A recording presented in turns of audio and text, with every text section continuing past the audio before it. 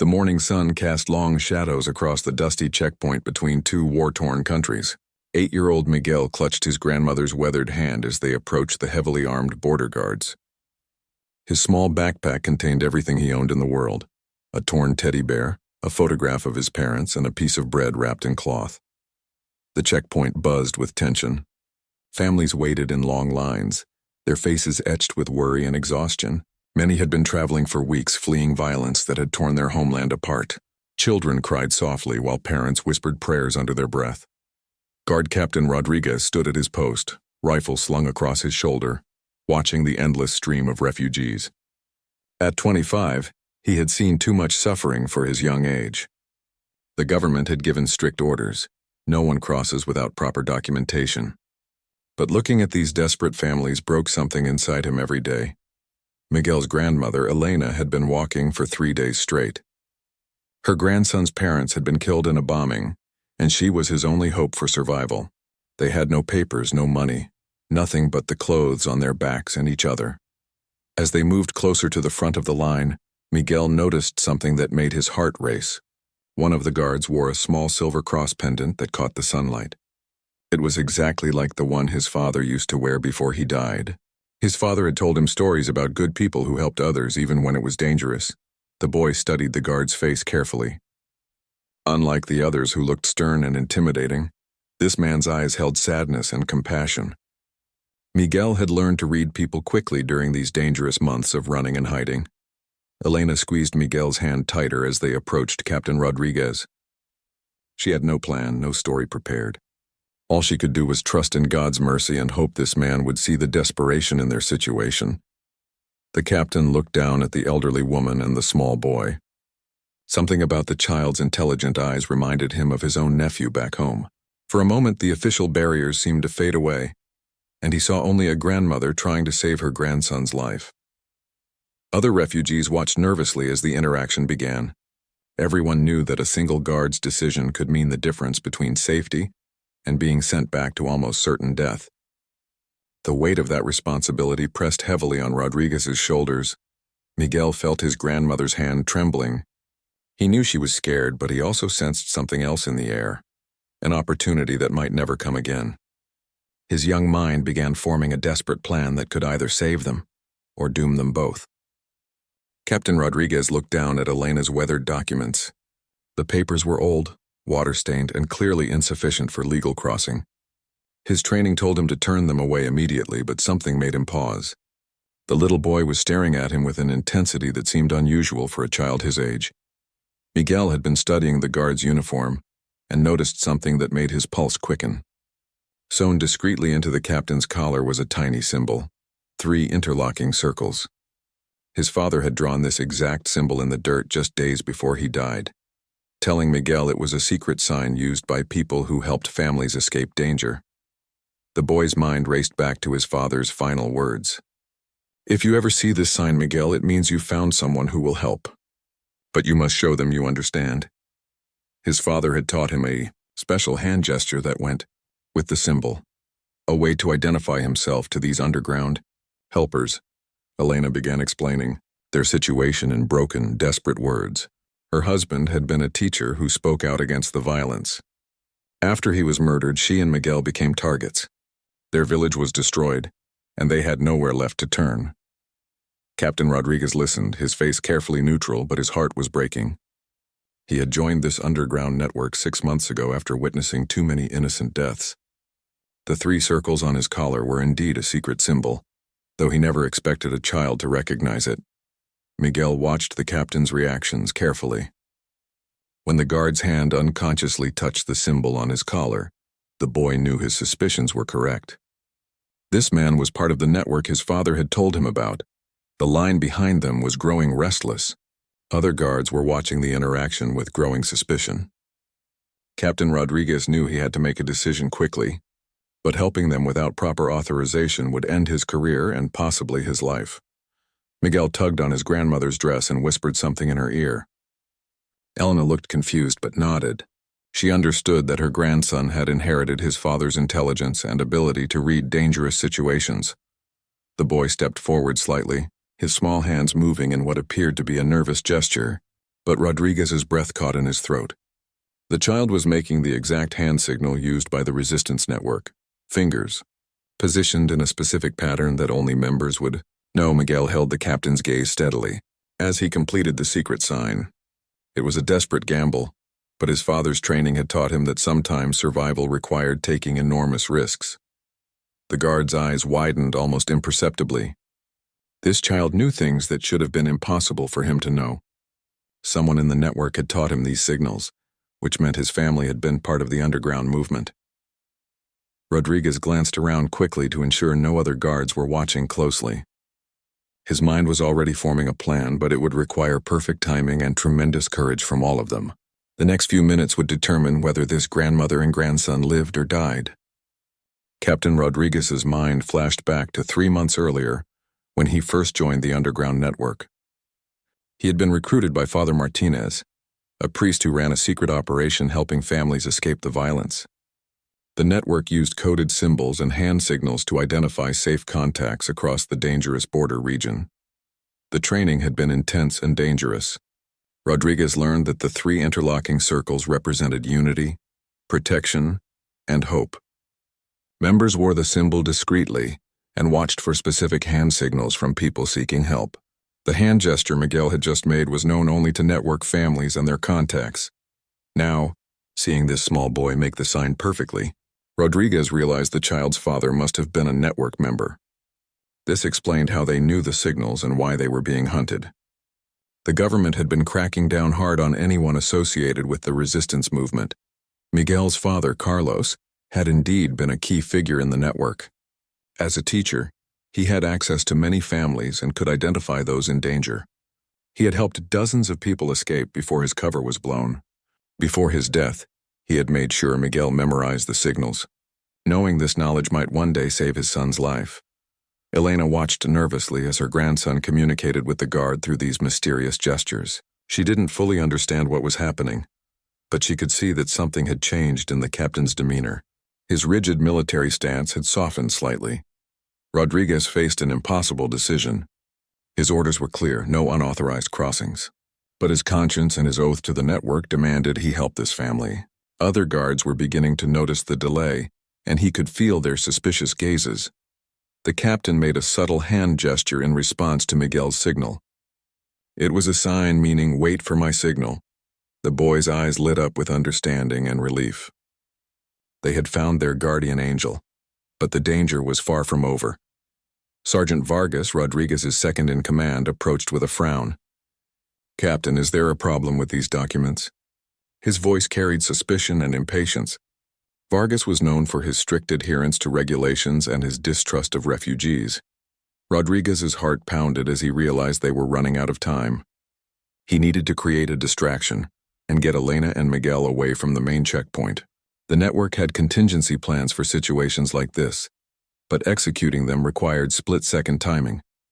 Miguel sensed the growing tension and prepared himself for whatever would come next. His father had taught him that courage wasn't about being unafraid, it was about doing what was right even when you were terrified. The boy looked up at his grandmother and squeezed her hand 3 times.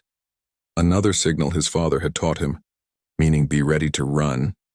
Elena's eyes widened with understanding, and she prepared herself for whatever escape plan was about to unfold. Captain Rodriguez knew that the next few moments would either save these innocent lives or destroy his own. The weight of his decision pressed down on him as he prepared to make the most important choice of his military career. The tension at the checkpoint reached a breaking point as Sergeant Vargas stepped closer to examine Elena's inadequate documents. His eyes scanned the papers with growing suspicion, and Rodriguez knew they had seconds before Vargas would order the family's arrest. Miguel watched both men carefully, his small hand still gripping his grandmother's. The boy had noticed something crucial. A radio on Vargas's belt was crackling with urgent messages about rebel activity in the northern sector. This distraction might be their only chance. Captain Rodriguez made a decision that would change everything. He suddenly straightened up and addressed Vargas in an official tone. "Sergeant, I need you to coordinate with the northern units immediately. There are reports of suspicious movement in Sector 7. Vargas hesitated, torn between his duty to investigate the documents and the urgent military situation developing elsewhere. The radio chatter was becoming more intense, with commanders calling for immediate backup. His military training kicked in, and duty to the larger mission took precedence. While Vargas was distracted by the radio communications, Rodriguez leaned down and whispered quickly to Miguel. "In 30 seconds, you and your grandmother will walk toward the red building behind me. Do not run, just walk normally. Someone will meet you there." The boy nodded slightly, understanding that their lives now depended on perfect timing and absolute trust. He had learned during months of fleeing that survival often meant following instructions without question, even when they didn't make complete sense. Elena clutched her grandson's hand tighter as she sensed something significant was about to happen. She had spent her entire life being cautious and following rules, but desperation had taught her that sometimes breaking rules was the only way to survive. Rodriguez waited until Vargas was fully engaged with the radio communications before making his move. In one fluid motion, he stepped back from his post and let his rifle drop to his side. To anyone watching casually, it would appear he was simply adjusting his equipment. Miguel recognized this as the signal they had been waiting for. He tugged gently on his grandmother's dress and began walking slowly toward the red building, trying to appear casual despite his racing heart. Every step felt like it took forever, but they moved steadily forward. The captain followed at a distance, maintaining the pretense of routine patrol while actually providing protection for the escaping family.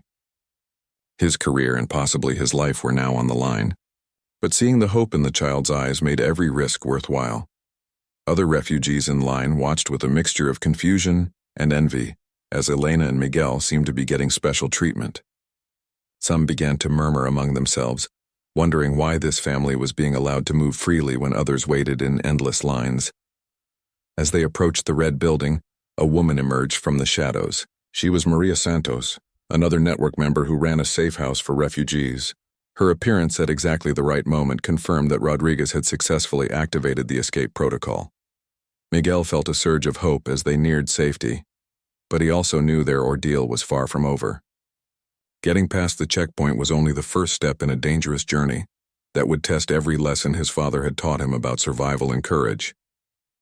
Just as Elena and Miguel reached the red building, Sergeant Vargas finished his radio communication and turned back to find them gone. His face flushed with anger and suspicion as he scanned the area, immediately sensing that something was wrong with the entire situation. "Captain Rodriguez," Vargas shouted across the checkpoint, "where are the refugees with the invalid documents?" His voice carried the sharp edge of authority and growing mistrust. Other guards stopped their activities to watch the confrontation unfold.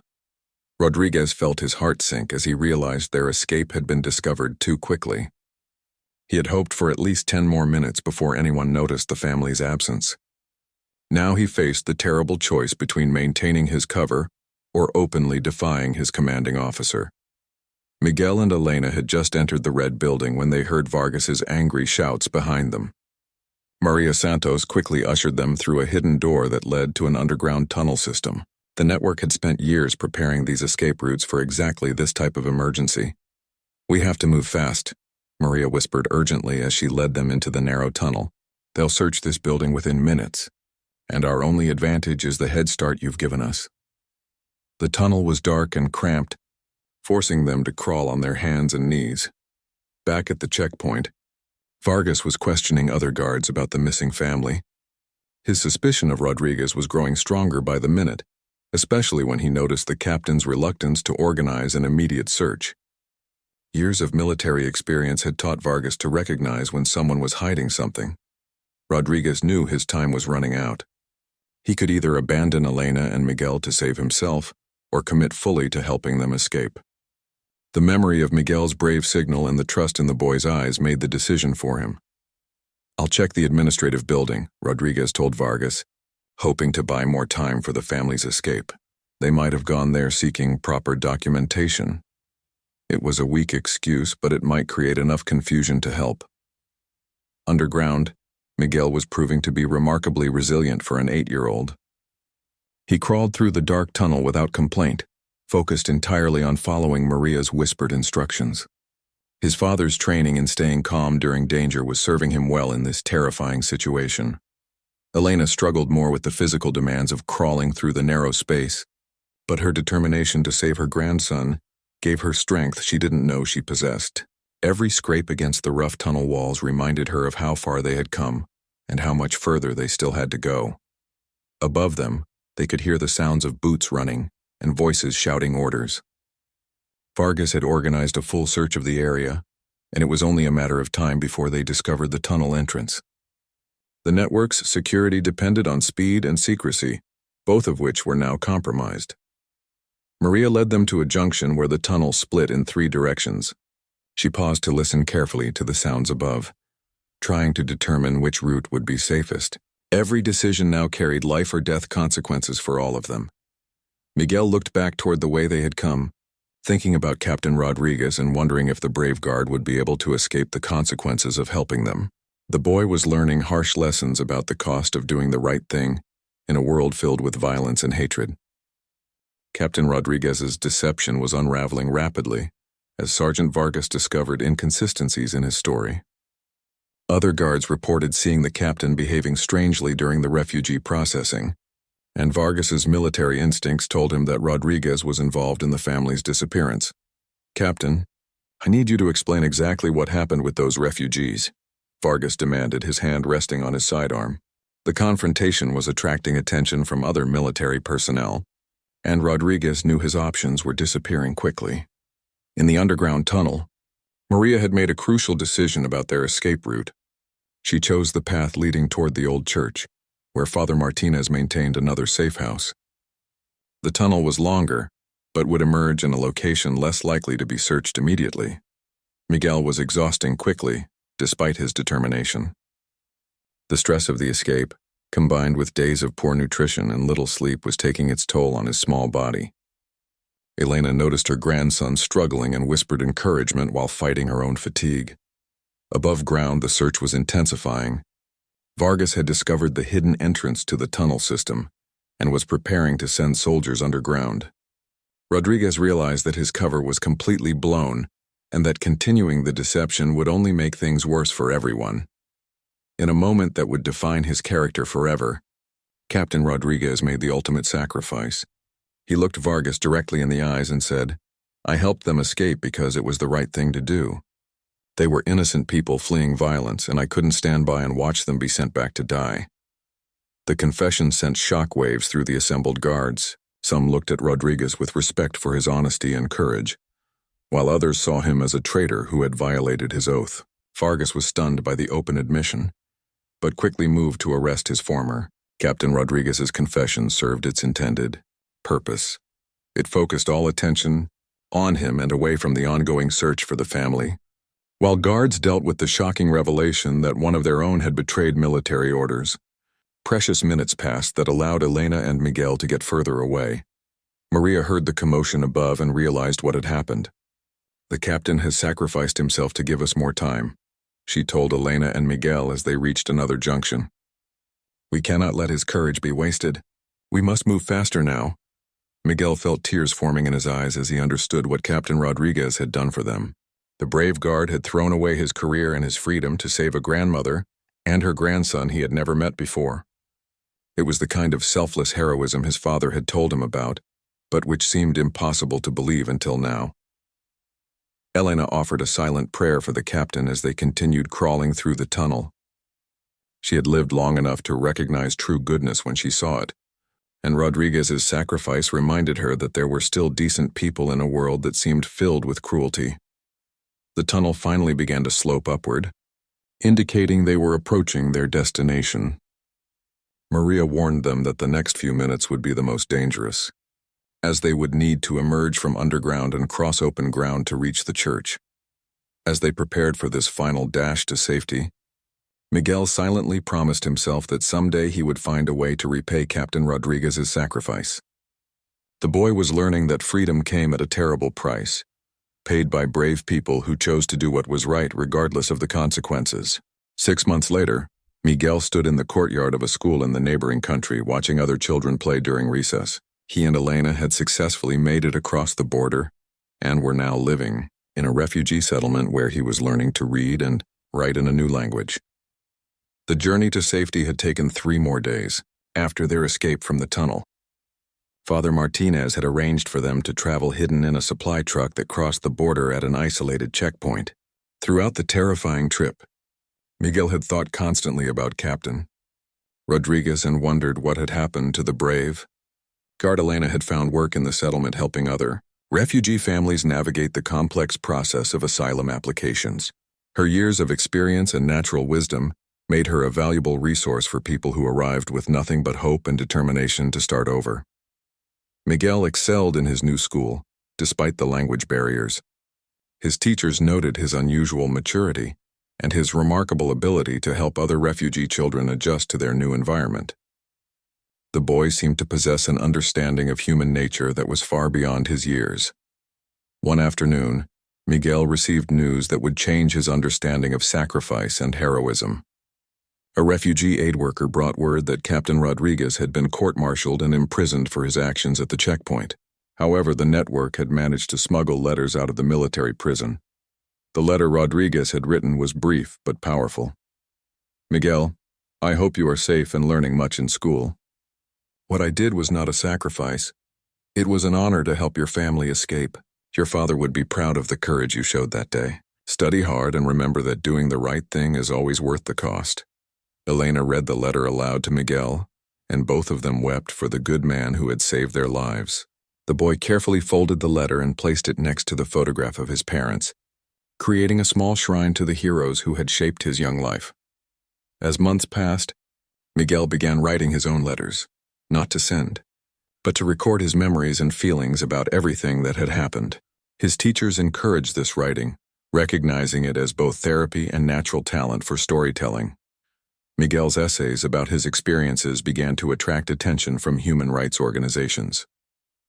His simple but powerful descriptions of life as a refugee, told through a child's eyes, helped people understand the human cost of violence and the importance of compassion.